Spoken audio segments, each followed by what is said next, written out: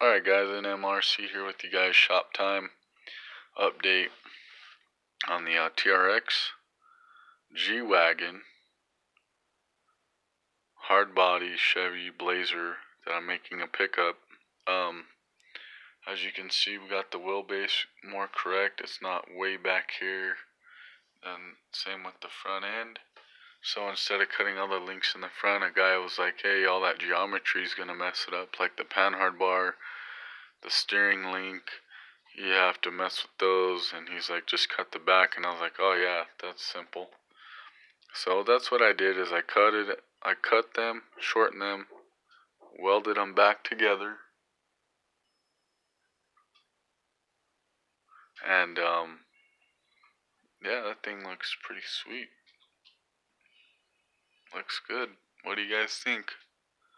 I think it looks great. That's as far as the body will go down on the chassis because of these rock sliders. So I don't know, I might take them off if I have those mounting dills to mount it on the sides, but I kind of don't want to do that because I want to cut these doors to where they open and make these doors open, since there's people that 3D print door panels. I'd like to do that, have this door open on both sides and figure out another way to mount it. So that's what I'm still trying to do, is figure out how I'm going to mount this body now that I got the hard part done, in my opinion, which is getting those links chopped and welded back together. So let me take the body off and we'll show you. So here's the links, as you can see. Got them chopped, shortened down. I got this holding the back up because I got something coming for the suspension wise to have this body that low. Of course, shorten the drive shaft, all that fun stuff. I notched this out, the fender wells. Yeah, I could take them off and stuff, but it looks more scale, especially if I get this other part coming in next year. Unfortunately, hopefully I can get that and make it look more scale under the hood. That's why I left these on, to make them fender wells. It looks pretty good. But yeah, that's just an update of how I cut it and just welded them back together. And yeah, luckily got the wheelbase right and measured it like 500 times. And I'm gonna probably chop about that much off at that second hole. Maybe the first hole, chop the chassis rail off, just so it's not sticking out past the bed. And then yeah, I don't know what I'm gonna do about these rock sliders, cause see how close this one is, but how far that one is away. I don't know if I should cut this right here, make like a V right here, not cut it past the mount, like through the mount or anything, just cut it the face of that there, or something like that. Don't know, but right now I'm just trying to figure out how to mount the body, since I finally got the links all figured out and cut and permanent now. And yeah, so you just slide this puppy on here like that. You let the firewall drop in and you just pull this side of the body so it slips over the rock slider mounts like that. So see, it has adjustability where I can slide it up forward and stuff to make sure that we get the proper wheelbase as precise as we can get it. I mean, it's not going to be dead perfect, but it ain't going to be like it was, you know what I mean? So right there is pretty it's pretty good.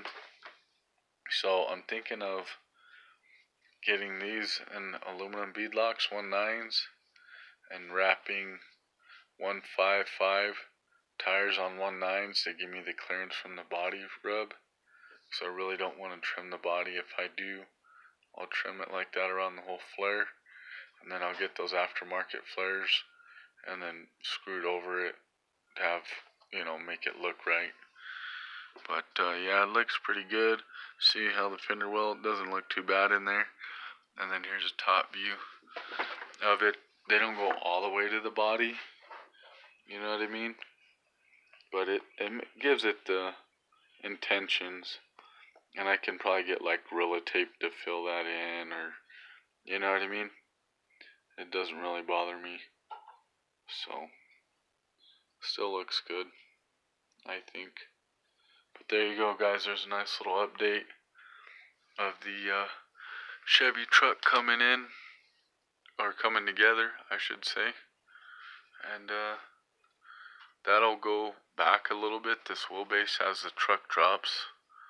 It's not going to sit that tall in the rear. So when it lowers, it'll be even more to the back of the truck. But you know, when your truck, the suspension is flexing and all that, the tire does move in and then settles back. You know what I mean? But yeah, there's a quick update and show you guys what I've been up to and trying to get this link in the back all figured out and stuff. And I think it came out pretty good, not too shabby. So, yep.